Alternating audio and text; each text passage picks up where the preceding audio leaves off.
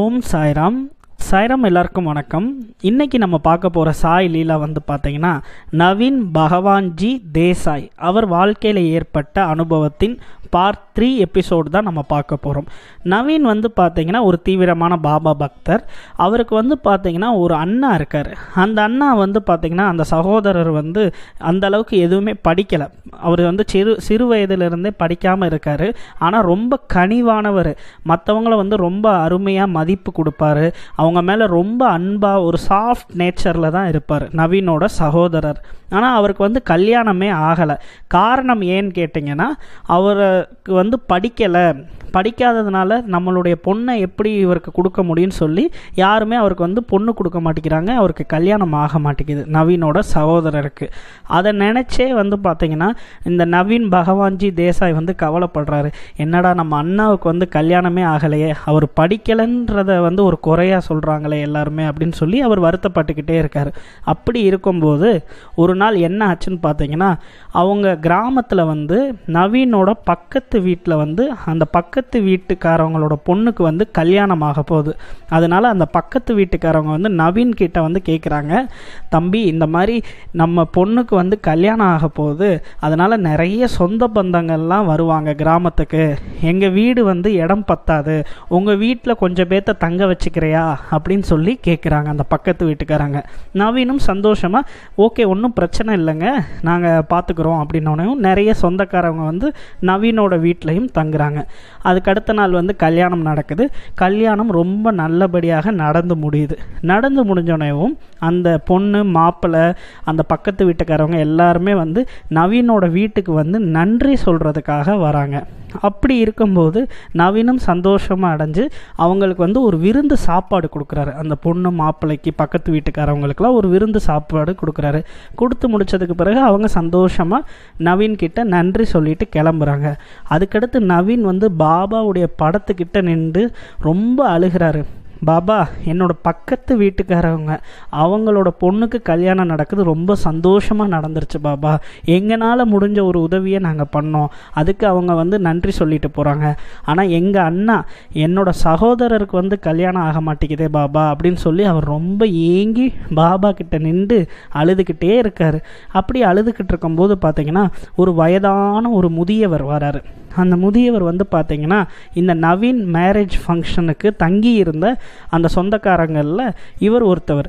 அவர் பார்த்தீங்கன்னா வாட்ச் பண்ணிக்கிட்டே இருக்கார். நவீனோட குடும்பம் எப்படி, அவங்க எப்படி மற்றவங்க கிட்ட பேசுகிறாங்க, இது எல்லாத்தையுமே அவர் வாட்ச் பண்ணிவிட்டு அவர் என்ன செய்கிறாருன்னா அவருக்கு ஒரு பொண்ணு இருக்குது அந்த முதியவருக்கு.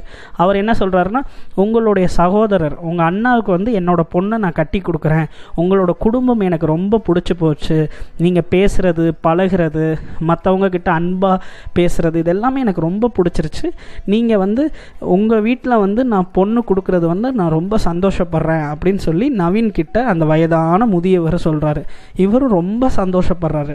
அதே மட்டும் இல்லாமல் கல்யாண வேலைகள் ஆரம்பிக்கிறாங்க. அவங்க சகோதரருக்கு தேவையான எல்லாமே பண்ண ஆரம்பிக்கிறாங்க. ப்ளஸ் பத்திரிக்கை இன்விடேஷன் அடிக்கிறாங்க. இன்விடேஷன் அடித்தோடனே நவீன் பகவான்ஜி தேசாய் என்ன பண்ணுறாருன்னா அந்த இன்விடேஷனை எடுத்துகிட்டு நேராக ஷீர்டிக்கு போகிறாரு. ஷீர்டியில் பார்த்தீங்கன்னா பாபாவோட கால் பாதத்தில் வச்சு ஆசீர்வாதம் வாங்குறாரு. அது மட்டும் இல்லாமல் ஷீர்டியில் சுற்றி இருக்கிற எல்லா தெய்வங்கள் காலடியிலையும் வச்சு அவர் அந்த பிளெஸ்ஸிங்ஸ்லாம் எடுத்துகிட்டு அவர் என்ன செய்கிறாருன்னா வீட்டுக்கு வந்துடுறாரு, கிராமத்துக்கு வந்துடுறாரு.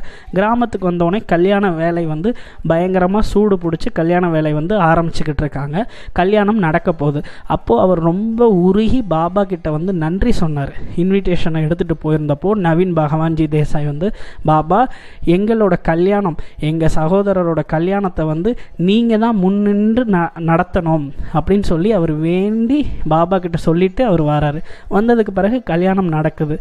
கல்யாணம் நடந்தோடனே பார்த்தீங்கன்னா அந்த கல்யாணத்தில் சரியாக ஒரு 12 மணிக்கு மதியம் 12 மணிக்கு ஒரு ஃபக்கீர் வராரு அந்த கல்யாணத்துக்கு.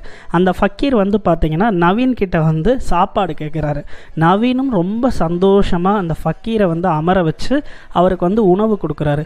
கொடுத்தது மட்டும் இல்லாமல் அந்த ஃபக்கீர் கிளம்ப போகிறப்ப 21 ரூபாய் இந்த நவீனுக்கு கொடுக்குறாரு. நவீன் வந்து ரொம்ப சந்தோஷப்படுறாரு. ஏன்னா அவர் வந்து பாபா வந்து எனி ஃபார்ம், அவர் வந்து எல்லாத்துலேயுமே பாபாவை வந்து என்னை பாருங்கன்னு சொல்லியிருக்காரு சச்சரிதத்தில். அதே போல் நவீனும் பாபா வந்து எல்லாத்துலேயுமே பாபாவை பார்ப்பார். அதே போல் இந்த ஃபக்கீராக வந்தவரும் பாபா தான். அவர் தான் நம்மளுடைய இந்த கல்யாணத்துக்கு, சகோதரரோட கல்யாணத்துக்கு வந்து ஆசீர்வாதம் பண்ணிவிட்டு இந்த 21 ரூபாய் கொடுத்துட்டு போயிருக்காருன்னு சொல்லி அவர் ரொம்ப சந்தோஷப்படுறாரு. நம்ம பாபாவுக்கு நம்மளோட வீட்டு விருந்து சாப்பாடு நம்ம கொடுத்துட்டோமேன்னு சொல்லி ரொம்ப சந்தோஷப்படுறாரு. சந்தோஷப்பட்டது மட்டும் இல்லாமல் பாபாவுக்கு ரொம்ப நன்றி சொல்கிறாரு. நவீனோட சகோதரரோட கல்யாணம் வந்து ரொம்ப நல்லபடியாக ஜாம்னு நடந்து முடியுது. பாபா வந்து பார்த்தீங்கன்னா ஃபக்கீர் வடிவத்தில் வந்து அவர் வந்து 21 ரூபாய் கொடுத்துட்டு போகிறாரு. அந்த 21 ரூபாய்க்கு வந்து என்ன அர்த்தம் அப்படின்னு பார்த்தீங்கன்னா 10 வந்து பார்த்திங்கன்னா இந்திரியாஸ், நம்மளுடைய உணர்ச்சிகள், நம்ம வந்து பார்க்குறது, ஸ்மெல் பண்ணுறது, கேட்குறது, தொடும் உணர்வு, இது எல்லாமே வந்து பார்த்திங்கன்னா 10 இந்திரியாஸ். அது மட்டும் இல்லாமல் 7 வந்து பார்த்திங்கன்னா உடல். இந்த உடல் வந்து பார்த்திங்கன்னா அழியக்கூடிய ஒன்று. இந்த உடலுக்கு வந்து ஒரு முக்கியத்துவம் கொடுத்து நம்மளை வந்து ரொம்ப அழகாக காட்டிக்கிட்டு கண்ணாடி முன்னாடி நின்று இந்த அழிய போகிற உடம்புக்கு வந்து அவ்வளோ ஒரு முக்கியத்துவம் காட்டக்கூடாது.